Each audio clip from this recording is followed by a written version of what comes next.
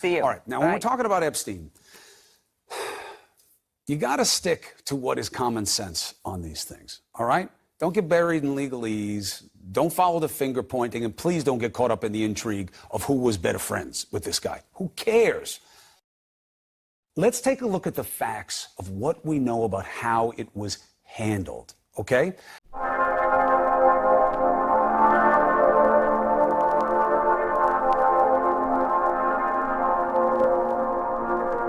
So, we're finally starting to see more of these puzzle pieces come together, but especially when it comes to the possible ties between the Epstein trafficking ring and the intelligence organizations. For anyone who remembers the Octopus and Danny Casolaro, all of his investigation, check out this headline from Muckrock. And if you're not familiar with Muckrock, definitely check them out. They do some pretty cool stuff over there. Sir Robert Maxwell's FBI file is getting more classified by the minute. The media mogul and alleged spy's increasingly redacted ties to the Promise scandal include tapping a government database on tapping government databases. Yep, the very same Promise software that Danny Casolaro was investigating shortly before his extremely suspicious suicide. But we're not going to read this entire article. As always, there's links to everything in the description. We just wanted to remind you guys that Ghislaine Maxwell's father was almost definitely working for Israeli intelligence. You know, that is before his nude body was discovered in the Atlantic Ocean after allegedly falling overboard from his yacht, the Lady Ghislaine. So that being said, let's just skim through some of the highlights here really quick. Sir Robert Maxwell is mostly remembered as the Czech-born British media mogul who owned the Daily Mirror and was a member of Parliament. Less remembered is that he was an alleged spy for both the UK and Israel and was accused of ties to the Mossad abduction of Mordecai Vanunu, accusations which he denied shortly before his apparent suicide. All but forgotten, however, are his alleged ties to the Promise affair, thanks in no small part to the FBI withdrawing his file from public view. The withheld materials described Maxwell accessing an NSA database with information on tapping government databases, which is precisely what US and Israeli intelligence are accused of modifying Promise to do. We keep hearing these claims that there are deep ties between the Epstein trafficking ring and the Octopus, and we're trying to verify some of that before we speculate on it, but let's read on.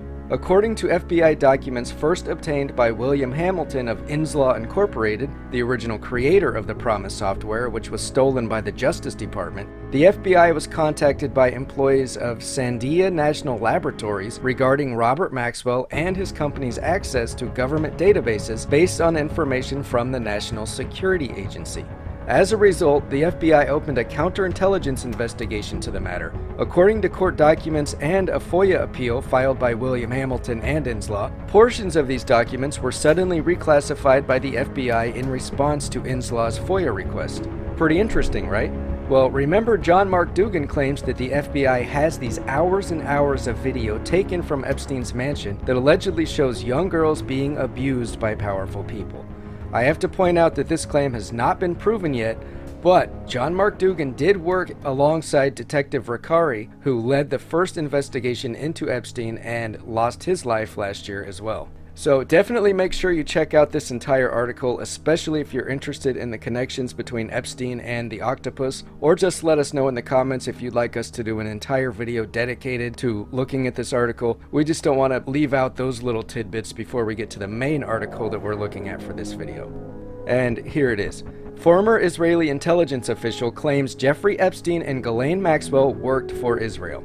A recent interview given by a former high-ranking official in Israeli military intelligence has claimed that Jeffrey Epstein's sexual blackmail enterprise was an Israeli intelligence operation run for the purpose of entrapping powerful individuals and politicians in the United States and abroad.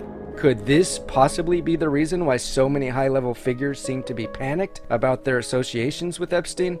I'd say there's probably a pretty good chance of that. Since the apparent death of suicide by Jeffrey Epstein in a Manhattan prison, much has come to light about his depraved activities and methods used to sexually abuse underage girls and entrap the rich and powerful for the purposes of blackmail.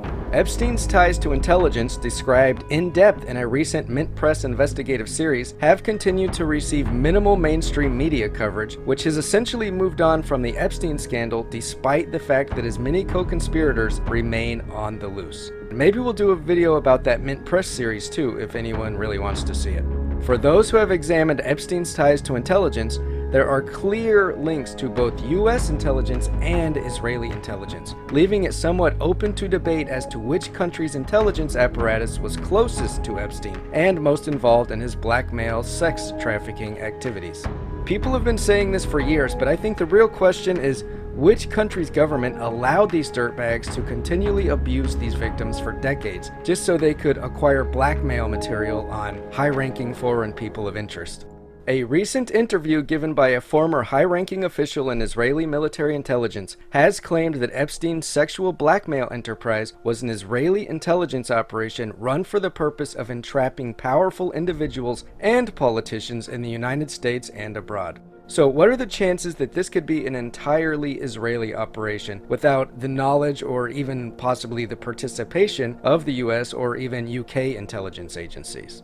In an interview with Zev Shalev, former CBS News executive producer and award-winning investigative journalist for Narrative, the former senior executive for Israel's Directorate of Military Intelligence, Ari Ben Menashe, claimed not only to have met Jeffrey Epstein and his alleged Madame Ghislaine Maxwell back in the 1980s, but that both Epstein and Maxwell were already working with Israeli intelligence during that time period. In an interview last week with the independent outlet Narrative, Ben Menashe, who himself was involved in Iran-Contra arms deals, which Danny Casolaro was also investigating, I should point out, told his interviewer Zev Shalev that he had been introduced to Jeffrey Epstein by Robert Maxwell in the mid-1980s, while Maxwell and Ben Menashe's involvement with Iran-Contra was ongoing. Ben Menashe did not specify the year he met Epstein. Ben Menashe told Shalev that Maxwell wanted us to accept Epstein as part of our group. I'm not denying that we were at the time a group, that it was Nick Davies, who was the foreign editor of the Maxwell-owned Daily Mirror. It was Maxwell. It was myself and our team from Israel. We were doing what we were doing. Yeah. Past reporting by Seymour Hersh and others revealed that Maxwell, Davies, and Ben Menashe were involved in the transfer and sale of military equipment and weapons from Israel to Iran on behalf of Israeli intelligence during this time period. He then added that Maxwell had stated during the introduction that your Israeli bosses have already approved of Epstein. Shalev later noted that Maxwell had an extensive network in Israel at the time, which included the then Prime Minister Ariel Sharon, according to Ben Menashe. The Prime Minister, that is how high this stuff goes. Ben Menashe went on to say that he had met Epstein a few times in Maxwell's office. That was it. He also said he was not aware of Epstein being involved in arms deals for anyone else he knew at the time, but that Maxwell wanted to involve Epstein in the arms transfer in which he, Davies, and Ben Menashe were engaged on Israel's behalf. This is the first I've heard of Epstein being involved with anything like that. I mean, honestly, nothing would surprise me at this point, but we're definitely looking a lot closer at angles like this from now on. However, as Mint Press reported in Part 4 of the investigative series Inside the Jeffrey Epstein Scandal, Too Big to Fail, Epstein was involved with several arms dealers during this period of time, some of whom were directly involved in Iran-Contra arms deals between Israel and Iran. You have to wonder if Epstein's name ever came up in any of those boxes of documents that were in Danny Casolaro's hotel room that, of course, disappeared mysteriously at some point between the time he checked in and the time he was found dead. For instance, after leaving Bear Stearns in 1981, Epstein began working in the realms of shadow finance as a self-described, quote, financial bounty hunter, where he would both hunt down and hide money for powerful people. One of these powerful individuals was Adnan Khashoggi, a Saudi arms dealer with close ties to both Israeli and U.S. intelligence, and one of the main brokers of Iran-Contra arms deals between Israel and Iran. And yes, the uncle of Jamal Khashoggi, who of course was assassinated last year in Turkey. I mean, my God, is anyone involved with any of this even still alive? Epstein would later forge a business relationship with a CIA front company involved in another aspect of Iran-Contra, the airline Southern Air Transport, on behalf of Leslie Wexner's company, The Limited. During this period, it is also known that Epstein became well acquainted with the British arms dealer, Sir Douglas Leese, who collaborated with Khashoggi on at least one British-Saudi arms deal in the 1980s. Leese would later introduce Epstein to Steve Hoffenberg, calling Epstein a, quote, genius, and describing his lack of morals during that introduction. You know, man, if an international arms dealer is criticizing your lack of morality, I don't know, you might want to take that into consideration. Just saying. Thus, there are indications that Epstein was involved with Middle Eastern arms deals, including some related to Iran-Contra during this period.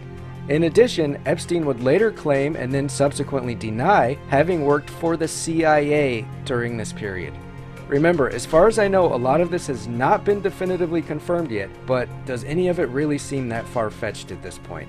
After having been introduced to Epstein, Ben Menashe claimed that neither he nor Davies were impressed with Epstein and considered him, quote, not very competent. He added that Ghislaine Maxwell had, quote, fallen for Epstein, and that he believed that the romantic relationship between his daughter and Epstein led Robert Maxwell to work to bring the latter into the family business, i.e. Maxwell's dealings with Israeli intelligence. Okay, so this article is super long. You can see here it goes on, and I know you guys don't want to sit here and listen to me just read an article to you for an hour, but again, definitely read this entire thing when you have time, as soon as you have time. And we will absolutely be coming back to this article in future videos, but for now, let's skip down to this section regarding the Octopus titled, quote, Promise, Sex, and Blackmail. If Robert Maxwell did recruit Epstein and bring him into the, quote, family business and the world of Israeli intelligence, as Ben Menashe has claimed, it provides supporting evidence for information provided to Mint Press by a former U.S. intelligence official who chose to remain anonymous in light of the sensitivity of the claim. Yeah, I'm not surprised. The source, who has direct knowledge of the unauthorized use of Promise to support covert U.S. and Israeli intelligence projects, told Mint Press that, quote, some of the proceeds from the illicit sales of Promise were made available to Jeffrey Epstein for use in compromising targets of political blackmail. And I'm sure I don't have to reiterate what that means and why it's kind of a big deal. If you guys aren't familiar with Promise and the Octopus, you should definitely check out at least our playlist about it, especially the last episode where we talk about Danny Casolaro. Some of these connections here are just mind-blowing, at least to us. But there are lots of other really good videos and articles about the Octopus as well, and we will link that in the description also. As was noted in a Mint Press series on the Epstein scandal, much of Epstein's funding also came from Ohio billionaire Leslie Wexner, who has documented ties to both organized crime and U.S. and Israeli intelligence. After the Promise software was stolen from its rightful owner and developer, Inslaw Incorporated, through the collusion of both U.S. and Israeli officials, it was marketed mainly by two men. Earl Bryan, a close aide to Ronald Reagan, later U.S. envoy to Iran and close friend of Israeli spymaster Rafi Eitan, and Robert Maxwell. Bryan sold the bugged software through his company Hadron Incorporated, while Maxwell sold it through an Israeli company he acquired called Degem. Before and following Maxwell's acquisition of Degem, or maybe it's Degem, I'm not 100% sure, the company was a known front for Mossad operations, and Mossad operatives in Latin America often posed as Degem employees. With Maxwell, Epstein's alleged recruiter and father of Epstein's alleged madam, having been one of the main salespeople involved in selling Promise software on behalf of intelligence, he would have been in a key position to furnish Epstein's nascent sexual blackmail operation with the proceeds from the sale of Promise. So this link between Epstein's sexual blackmail operation and the Promise software scandal is notable given that the illicit use of Promise by U.S. and Israeli intelligence has been for blackmail purposes on U.S. public figures and politicians, as was described in a recent Mint Press report. So, this just adds so much validity to the claims about Epstein's trafficking ring being directly used for the purpose of blackmail, which in turn adds validity to John Mark Dougan's claims that he and the FBI both have hundreds of hours of video footage allegedly showing these high-level figures in the act of abusing young girls. And just in case you're skeptical about the credibility of bin Menashe, let's just scroll down and read a little bit from this last section. While bin Menashe may have been viewed as a, quote, declining threat after the early 1990s, his plans to meet with Robert Perry of Consortium News years later in 2012 to discuss Iran-Contra and other covert dealings of the 1980s appeared to change that. Right before he planned to travel from Canada to the United States to meet with Perry and, quote, finally prove the truthfulness of his past claims, a firebomb was thrown into his Montreal home, destroying it. Though Canadian media referred to the incendiary device as a, quote, Molotov cocktail, Consortium News reported that the arson squad's initial assessment is said to be that the flammable agent was beyond the sort of accelerant used by common criminals, leading to speculation that the accelerant was military grade. Had it not been for the bomb, the origins of which Canadian police failed to determine, bin Menashe would have traveled to the US alongside a senior Israeli intelligence figure to be interviewed by Perry. The other intelligence-linked individual, according to Perry, concluded that the attack was meant as a message from Israeli authorities to stay silent about the historical events that he was expected to discuss.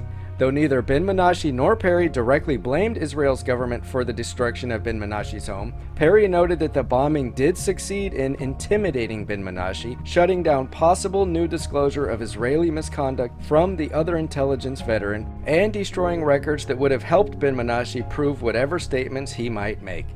And, well, there you have it. I really can't reiterate strongly enough that you guys take some time to read these articles from beginning to end.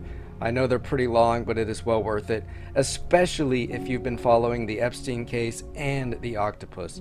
I have a feeling we're going to hear a lot more about this, and we will definitely be following it closely, but we also have a few videos about completely unrelated topics coming out soon as well. We're getting crushed by the YouTube algorithm. Like, literally 9 out of 10 videos are completely demonetized now. So we're both having to put in a few extra hours at our real jobs, but we are still trying to put as much focus on possible on the videos that you're requesting. It's just that time is super tight for the next few weeks. But don't forget to follow us on Twitter. We have links in the description to all our social media stuff, Patreon, all that. And hopefully we will see you soon. Peace.